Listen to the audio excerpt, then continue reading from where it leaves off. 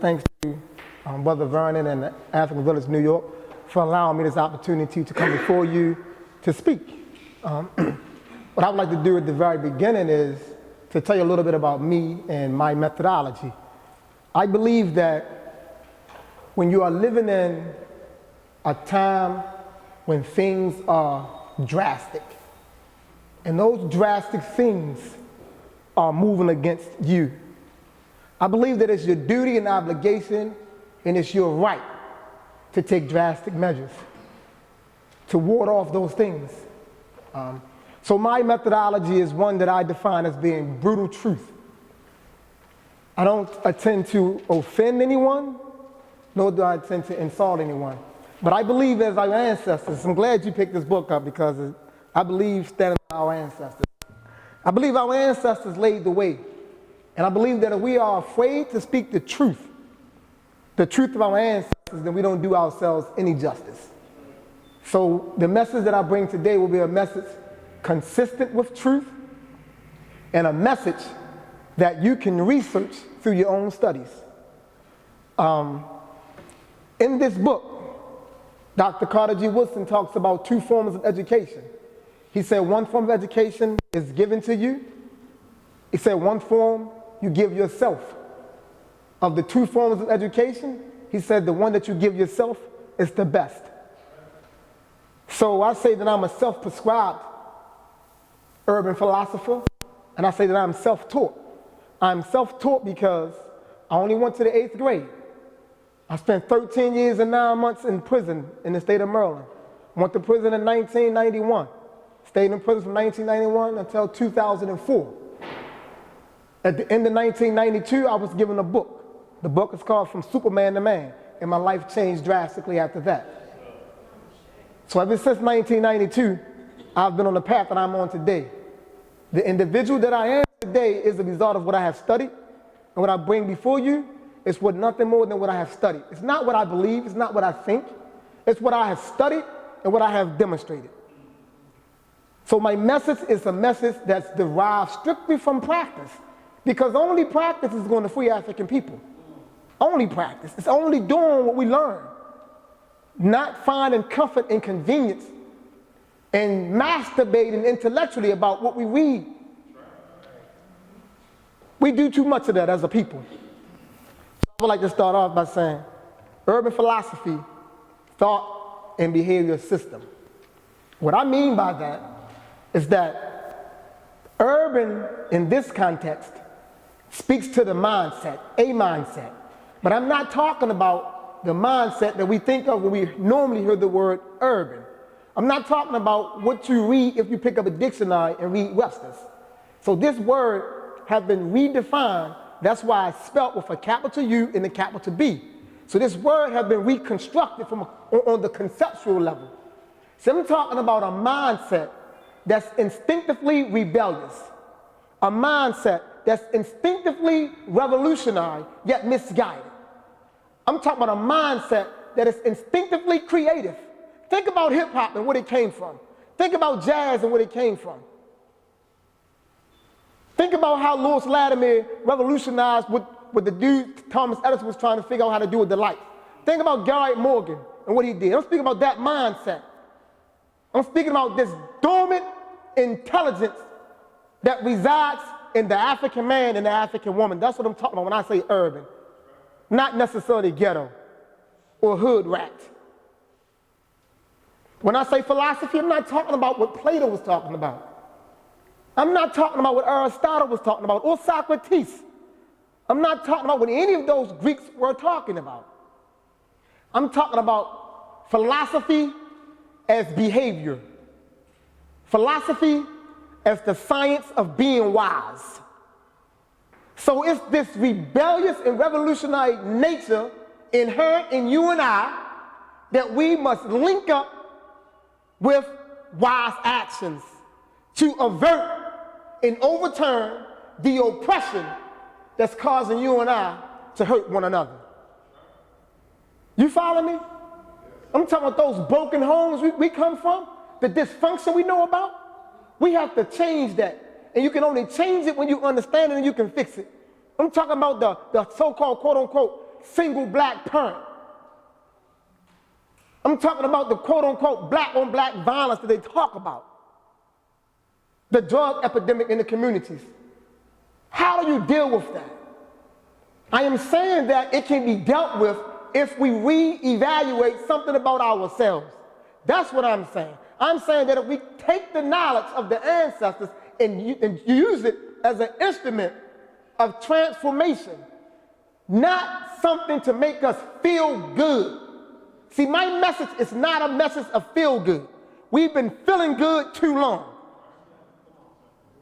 So I don't bring you a message to make you feel good. I bring you a message to make you discomfortable. Because your discomfort is what's going to make you move. So we have to do what? We have to study. We have to study thoroughly.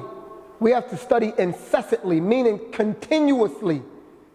We have to become masters of the struggle. Can't play with it. I'm going to tell you why I say that. Because those who have instituted the systems of oppression are masters at the art and science of oppression. So an amateur will never be a professional. You understand what I'm saying? So the arena that we want to operate within, the arena of the system or the struggle, it's an arena that requires professional practitioners who understand how to do this work. Our minds have to be different. It has to be a total overhaul of how we think and how we feel. Share something with you from the book.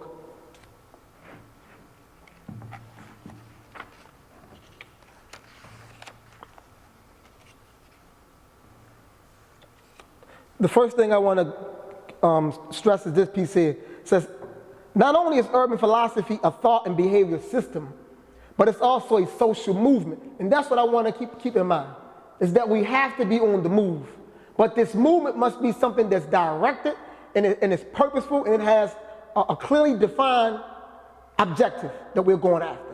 And for us, it has to be sovereignty. You call it liberation, you call it freedom, whatever. It has to be that. It has to be us African people as a collective moving into a position where we control our fate and our destiny by controlling those institutions and those resources that impact our lives the most. Electricity, water, food, things like that. We need to be in control of that. And as long as you don't control the things that impact your lives, you don't have control over your lives. If you don't control that water, if I shut it off, I'm gonna starve you, right? I'm gonna kill you, I'm gonna thirst you to death. So we gotta think this way and stop thinking that it can't happen to us because you live in a free land. You don't live in no free land. You don't live in no free land. You live in free slavery. That's what this is. It's a big plantation that allows you mobility, that controls the most meaningful parts of your being. And that is the illusion to keep us trapped. So we have to be in control. And to be in control is to reconceptualize this whole thing we call the USA. It has to be reconstructed in our minds. In your mind, it must be reconstructed. You have to redefine what it is and not let someone define it for you, because that's what we have been doing. We have allowed others to define for us what is and what isn't. And that's why we're still in the mess that we are in. 60 years ago, we were better off than we are today. 60 years ago. Whereas logically, with the movement of time, you should progress. With us, with the movement of time, we have regressed. With each passing year, it's a regression for African people. And I'm not talking about those basketball players and those actors. That's not progress. I'm not talking about those basketball players, those actors, and those rappers. I'm glad they're doing it, but that's not progress for people. That's not progress. I'm talking about in comparison. Think about this. In the year 1945, August the 6th and August the 9th, the USA dropped 2 bombs on Japan, Hiroshima and Nagasaki, virtually destroyed the land. But look at Japan today. Say it again, brother. Because they thought differently, right? So even though they was ravaged that way, something about them allowed them to move. So the whole body of them is in a position. Tokyo is on the map. So we gotta stop trying to measure our progress by the little fortune of individuals. And that's what have tricked us. We have to stop that, so I'll continue to read. What is meant by movement is an organized initiative geared towards achieving a single objective. And in the book, that objective is Pan-African empowerment. And what I mean by Pan-African in this book right here is the total African politic, meaning the total African people throughout the world. We need to be empowered because the oppression of African people throughout the world is an act of power. It takes power to invade your land, to siege you, to weigh you down, and to take the most meaningful things from you. It takes power to do that. And then to hold you in that state, it's an act of power. And only power can overturn that. Not you trying to get a job that makes 6 figures. The oppressor will allow you to achieve that fate. The oppressor would allow you to make $500,000 a year at the expense of the rest of us. So this movement is a movement for power. It's a power initiative. And this is the context that the struggle has to be framed within, in the context of power. Pan-African empowerment. However, before this can become a reality, the hearts and minds of African people must be liberated. Freeing the thinking and feeling of African people from the confinement of European thinking and feeling is the ultimate challenge. Too many of us think like our oppressor. Our standard of beauty is their standard of beauty. Our concept of success is their concept of success.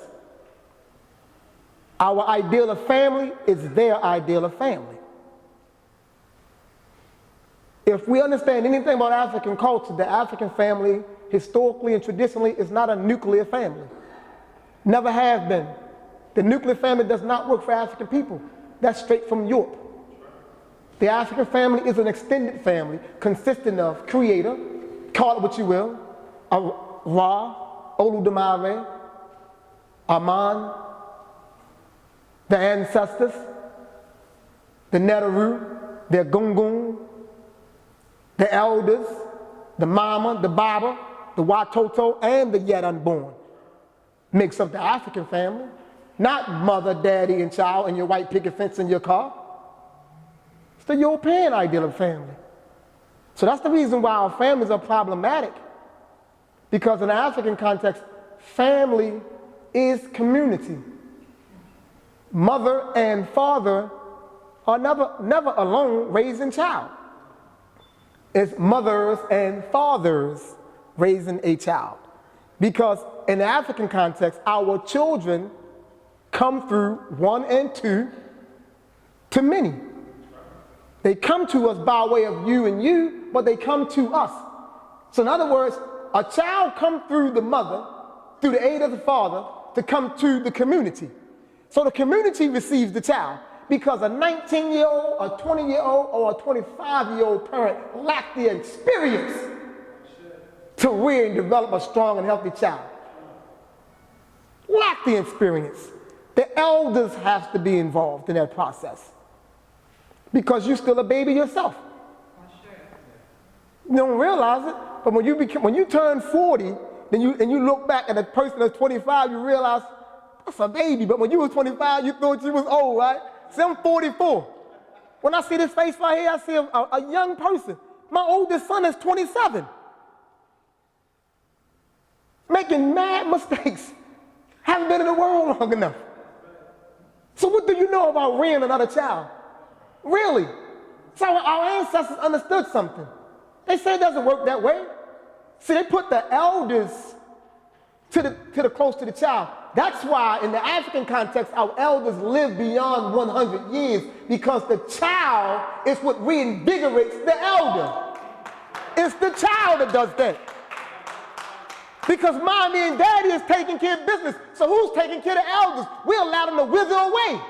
But in our context, we put them with the child. So it's that youthfulness that reinvigorates the elders. And that's why they make it beyond 100. But today we can't even get past 50 before we die.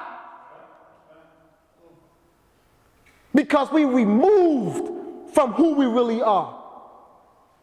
We have been removed systematically and does not realize it. Because we have found comfort in this land. See, I'm never comfortable. I walk around with burning anger inside of me, but it's calm and it's controlled. I sleep angry. I laugh angry. I'm angry now, but I'm not a fool. I'm not a controller. But I'm not comfortable in this land. I'm not comfortable when I see my people struggling. When I see my people saying dumb stuff like Black Lives Matter. We've been knew that, right? I'm saying we've been knew our lives matter, didn't we, man? So when I see us doing dumb stuff like that, it bothers me. Like, what is wrong with us, man? We messed up. We are.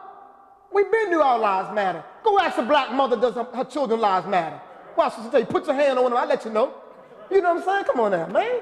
That stuff bothers me. When I see us doing dumb stuff. And listen up, once upon a time, I wouldn't even use the word dumb, right? I say ain't nobody dumb. That's a lie, man. People are dumb. There's such thing as a dumb person. You know, once upon a time, for years, I'm like, no, don't say that. You know, don't do that. Trying to be all taking the moral high ground. Some folk are, in fact, dumb. And we got to do some work. Some work has to get done. So it goes on, it says that the task is to bring African people unto themselves so they can think and feel as themselves. That is, think and feel as African people. See, our thoughts are not our thoughts. Our feelings are not our feelings. So even though you think they're your feelings can be manipulated. Your taste can be manipulated. Your values can be manipulated.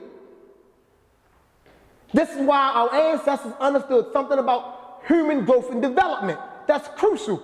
So you see, in the African context, you are not allowed to advance in any area of life without understanding how human beings evolve. See, in this society, you can go out and get a degree somewhere in anything and don't have a clue about how people develop. And that's the reason why we don't know how to maintain relationships, because we don't know anything about the human being. We don't know our own species.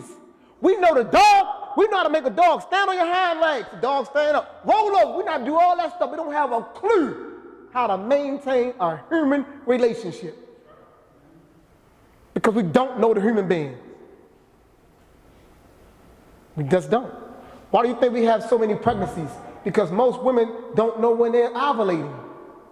They're just laying down in the moment, and we're having babies. The reason children come to a society is to add on to that society. So children are planned. They are planned. When you are able to provide the child with all the necessary things that's going to maximize that child's growth and development.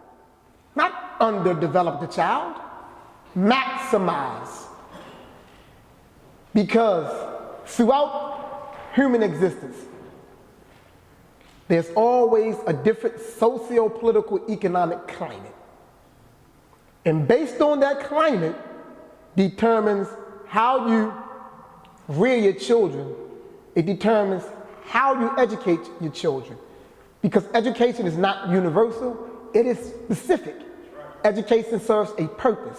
Education is the primary means through which people are socialized, and it's through education that people are taught how to survive.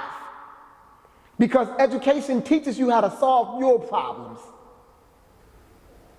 So an education in one era time may not be any good another era time. Case in point, they keep on pushing go to college for black children, right? But the school system is not designed to get most black children into college. And what we have done, like, we have thrown away the vocational schools. most of them should be given vocational trades, because we got a society to build up. We don't need any black children thinking about how to study the mind, you know, learning some Sigmund Freud, who was crazy. You know, his whole theory is based on sex. I'm gonna tell you why. Because the evolutionary experience of the European is one that's driven by sex and aggression. So that's their issue. So when you spend 4, 5, and 6, and 7 years learning that stuff about Sigmund Freud and all this sex and the Oedipus complex, and then you go on and learn about Pablo and his dog, then they teach you about Skinner and his rats and his pigeons, and then they send you out and they tell you you're a master in psychology, but then you can't fix not a single black family. You can't get one person off of heroin, because you don't know a damn thing about the mind. You don't know nothing. But I have to be honest and real with us, because it's these lies that have kept us entangled. Most blacks who leave college with a degree in business have yet to build a business. Most of them go get a job. So why don't you need a degree, a master's, and all that debt to knock on somebody's door and say, can you hire me?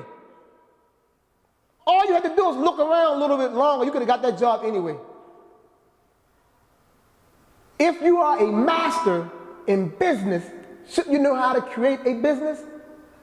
Think about it though. They're telling you that they're handing you a piece of paper saying you are a master. Why can't you build a business? Because you're not a master at business. This is saying that you have been trained to a masterful level to function well. That's all. This doesn't apply across the board, because some of us go in and, you know, we don't get trapped in. But 99 of us get caught. Every 20 years, one may slip through. We get caught with that. Even those of us at the PhD level. You're a doctor. A doctor of what? And with all that hurt and pain in your community, and you're a doctor, and you can't fix none of that, you're a doctor of what? In the African context, everyone who was a doctor could heal the community on every single level. So why are you calling yourself a doctor? It's just saying that you have advanced to the highest level of training. And your socio-political orientation is in alignment with ours. You will, in fact, perpetuate our system. Your degree ensures us that you are going to move the way we think that you should move to advance us. We have trained out of you the ability to help you. You can only help us. Doctor. So urban philosophy is the science of concept thinking. It's the science of concept analysis. It focuses itself on the reorientation of the African mind. It's about bringing us out of one way of thinking into another way of thinking so we can be another type of people. And that other type of people that we need to be is African through and through. Our values need to be African values. Our concepts has to be African concepts. We need to feel as African people feel. No longer should we hear gunshots and no one cringe. That's not African, that's European. We should cringe. When you hear that gunshot, or you ride down the street and you see the body laying over there and you realize that that's a black person, we should drop a tear. We don't even do that anymore. Only thing we say is that's another hoodlum, things like that. We write it off because we are losing the ability to feel for one another. That's not African. African are life-centered people. Life-centered. That's why everything in the African society promotes and advances life. That's how we know that homosexuality is not African. That's how we know that. There's nothing life-centered about that type of way of being. Nothing. It's life-centered. And we got to stop letting the oppressor tell you that you have a free will. You can do what you want to do. The only thing that's truly free about your will is that your will is free to be controlled by you or someone else. That's the only thing that's free about it.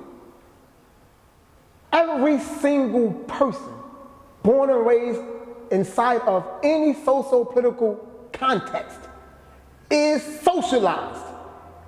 Nothing is free. So you don't just make that decision. You think you make that decision. But the society socializes you because you must aid to the perpetuation of the society. So what I'm saying, there's nothing wrong with being socialized, but you need to be socialized within your own social context. When you're not, you will in fact work within the frameworks of the social context that you're being socialized within. And you will serve those individuals who have orchestrated that. And that's what most of us are doing. That's why we say go to school, get a good job, go to college. Go to school, go to college, get a good job. College doesn't ensure us anything. Doesn't ensure us nothing. I went to school, went to the 8th grade and said, bump it. All right? I'm not telling anyone to do this. I'm sharing something with you. Don't take my route. My route was rough. I've been shot. People tried to kill me before. I got bullets in my back because I was in the gutter. I was in the streets. That's where I come from. Was in prison twice. My last time in prison was 13 years and 9 months. But my point is this. I am the founder of PLM. The founder. The total social philosophy came out of this head right here. A man only went to the 8th grade. I wrote my entire book myself. I didn't have no co-person.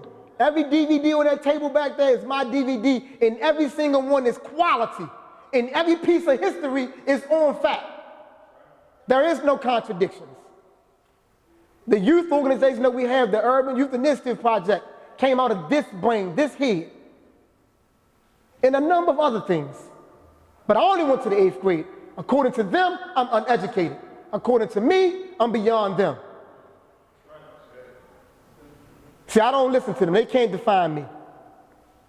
I don't worry about their degrees. It doesn't matter to me. Because I can take the best of their PhDs and put some handcuffs on them intellectually. But you need to know who you are to do that. And I don't stand before you to try to make any attempts of boasting. I'm trying to get a point across. And the point across, when you know yourself and you know your history, you can do what you want to do. You don't need foreign people's approval to be you. That's the point I'm trying to get you to realize. That's all a degree is. It's someone else trying to approve you. It's someone else trying to credit you. That's what it is. I was just invited to speak in Baltimore City. I have a program inside a school system called the Urban Life Skills 101 that I designed. It specifically deals with children, and we use our history and our culture as the means to correct behavior. So the program is pretty successful. And the outgrowth of that program, we developed something that's called SEMO, S-E-M-O. SEMO is Social Emotional Department. So because I was telling the principal that one of the things that need to be recognized in public education is their social emotional piece. I say teachers are never going to be able to get through instructions as long as they have the social emotional issues. I say, but the public school system is not focusing on that. So we put together the social emotional department. So that's what's me, dealing with those students that have those type of problems. So as a result of SEMO being instituted, we took a school that was averaging 125 suspensions a year in the first year, reduced it down to 65 suspensions. Now we're in the second year. Right now we are the month of basically April, only 37 suspensions. So we're still in track. So the school social worker, she took this to the hierarchies that, the Board of Education was telling them about it. So they invited me to come speak to all their social workers. A man on 8th grade education. And I attributed all my success to our ancestors. Everything I do is rooted in our ancestors. Everything. I don't have nothing from them, none of their concepts. If I find a concept from them and lingering inside of me, I gotta push it out of me. I don't want nothing from them inside of me. Nothing. And this is where we have to get to. It's not an easy task, but it's a rewarding task. It's a task that requires a lot of studying, and then it requires you to act on what you're studying. You can't just study and not act. You must study, then you must act. You must allow the practice to show you what you need to refine in your studies, then come back to action. And you must do that perpetually. Because the longer you do that, you're going to begin to refine how to be who you naturally are. Because we have been removed from that. We don't know how to be us. That's why our relationships fail. That's why when you come to these type of events like this right here, you see a bunch of what? Single people. You see single men or single women. Why? Should be families. The basis of a relationship means what? To relate. So we should be in the same house, studying the same. But the reason we like that because it's broken. You single, the man single, the lady single. Or the man mad, she ain't on board, and you know what I'm saying? That's because we don't know who we are. So we broken that way. So that's why it takes so long, it's so hard for our movements to move. That's why the movements and the organizations never have any money, because the money is the people, but the families are broken. So if you had 20 families, you got 40 to 45 people. And we got a bunch of single individuals lingering around, they're struggling. They pop in and pop out because they got all these other issues to deal with, and life jumps in and they choose life over the movement. Because we don't know who we are.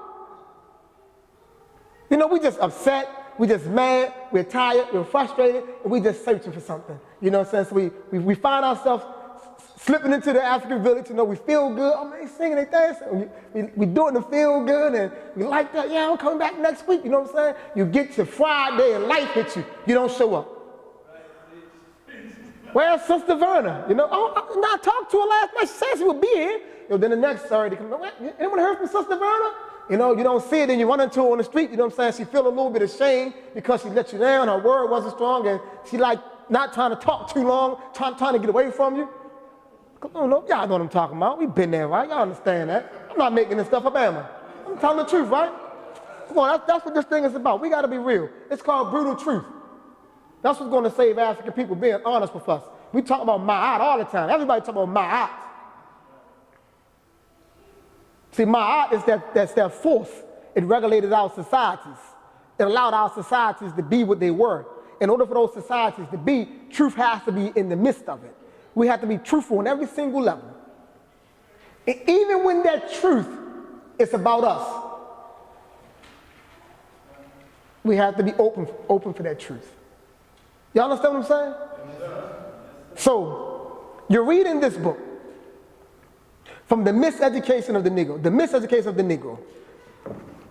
Miseducation, as he so eloquently breaks down in the many chapters, I'm going to sum it up. Miseducation is incorrect teaching, because the teaching process should inform you and it should open up inside you something about you. See, look at the word education. See, education comes from the word educe. And then when you define educe means to draw out and to bring forth. So your education is not about pouring in. See, the education has to be dialogical, meaning it has to bring something out of you, because you come here pure as the source that produced you. Not mommy and daddy, the divine source. Because you and I are nothing more than a unitary part of the divine source. So the educational process is necessary because we live in a human context, and we need a system to cultivate what we are naturally. That's what education is supposed to do for you. But when you go through the public school systems in the USA from pre-K to the college level, your education is being turned inward. What's in you is not being brought out of you. You're being trained. You're being taught how to regurgitate. You're being taught how to move, how to think, how to feel, how to fit in. You're being taught what is valuable and what's not valuable from someone else's perspective. That's what's taking place the entire time. But those things that are inside of you, that are most precious to you, that you should be exploiting for the benefit of your people, you don't have a clue how to get to it. So that's why so many of us say, I don't know what my purpose is. You're 35 and don't know what your purpose is, what you should be doing. Your education should have done that for you. That was the purpose of it. It should have put you in the position to begin to understand where you can be most valuable at. The education has done that for you. So I don't know, I'm confused. I don't know what I should be doing, you know? That's because you're miseducated. That's why. And you can be miseducated with all of their degrees. You can have triple degrees at the highest level. That degree doesn't qualify as you as being educated. I hope you don't think that. No. Education in any society, the most educated folk in any society are those most beneficial to their people. So the most educated in the Chinese society are those most beneficial to the Chinese people. So the most educated African people, or you want to call yourself African American or black, are those most beneficial to the socio-political and economic empowerment of us and the military protection of us. That's the most educated individuals. Not those of you that just stand inside somebody's classroom, standing up there just talking and getting a paycheck and a salary. I can teach a baby to do that. My 2-year-old son can run down stuff that most adults can't run down. He too. He can talk about Malcolm X, Marcus Garvey, and all of them. At 2, anyone can be taught to mimic. Show me you have some real thinking going on up top by solving a real problem in your community. Show me that. Stop them white folks from taking all the brownstones. Stop that. You know what I'm saying? Stop that. Figure something like that out. You know what I'm saying? Build a black bank. You learn in economics, in accounting. Put together a black bank. Do some stuff like that. You studying engineer, build a black airplane. You studying these things. Figure out how to get black people off of welfare without throwing some extra pressure on their backs. Figure that out. You studying the social sciences. No, you can't figure that out. All you can do is go work inside their departments and complain and then treat your people all nasty because you mad at your supervisor. So when a sister coming in needs some help from you, you don't even have a clue how to help her because you became all nasty inside their system and your attitude is all nasty and you give a sister a hard time. And then sit around with your white colleagues and try to talk bad about the sister. All they want to do is come in and try to get free stuff. They don't want to do nothing for themselves. That's a lie. That's a lie. If you've never been in the mud, don't talk about the man that's in the mud. Most of us don't choose to be in the mud. Given better options, we'll choose differently. So figure that out for them. Poverty cripples people. These Europeans understand the science behind poverty. That's the reason why they throw it on top of you. That's the reason why they experimented with themselves. We know where the first ghetto started at, right? In Germany. Wasn't black people in those ghettos. It was white people. So they brought that crap from Germany, from Europe, and brought it over here. They understood what it was going to do. But since we don't understand anything about history, since we're afraid to study history, we don't understand how to apply it, we don't pay attention to the things that matters most. We have to get it together, black man, black woman. One more time from the book. It says, study is what refines and enhances us. Study evolves us. However, not just idle static study. Study disconnected from practice is insufficient. That is, study devoid of social engagement, social interaction, and discourse is not conducive to human growth and development. Listen to what I say. Study devoid of social engagement, social interaction, and discourse is not conducive to human growth and development. One of the reasons why we don't grow and evolve when we start reading these books and start attending these services and things like that is because since we already are antisocial and we only know how to pretend and act because we are the highest species, we know how to do that well. So inside these walls, we act like we social, but out here, we turn our noses up on the people that really need us. We don't know how to take what we learning in here to take it out there.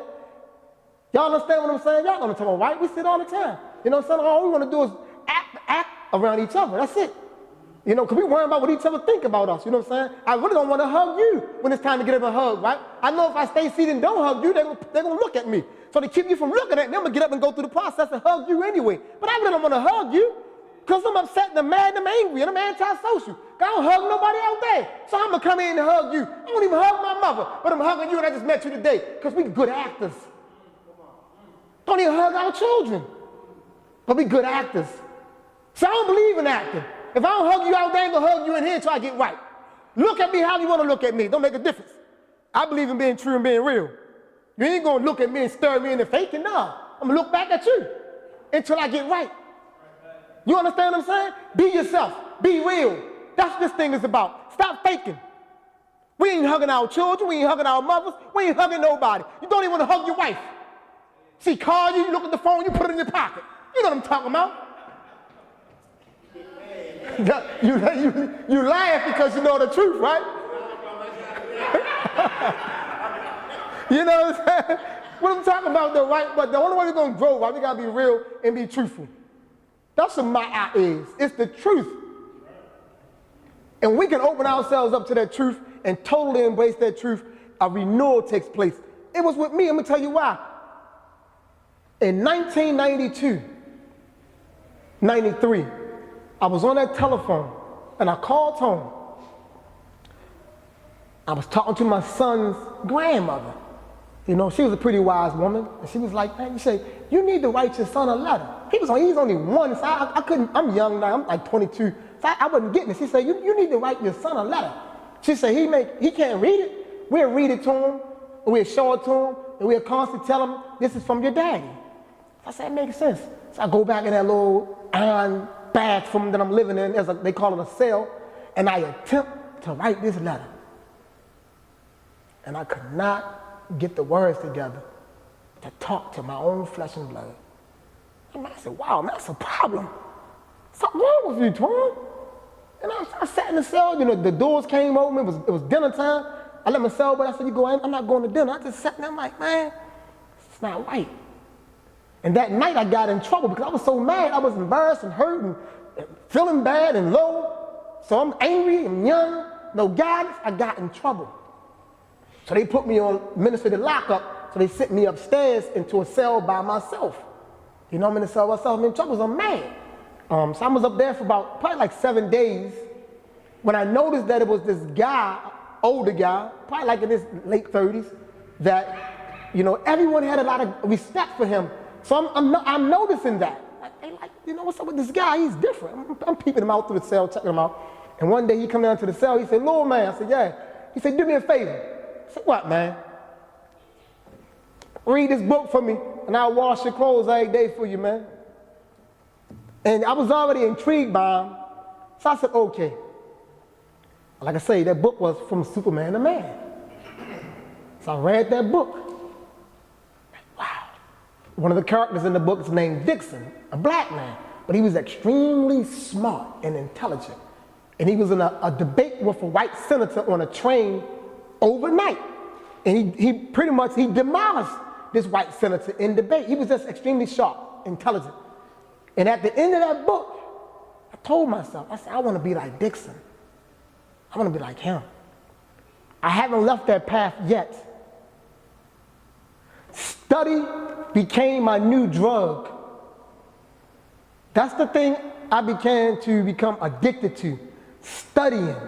But like I say in this book, not idle, static study, not just grabbing any and every book and just reading, being specific, because I began to understand that what we study, it has to impact us in a meaningful way.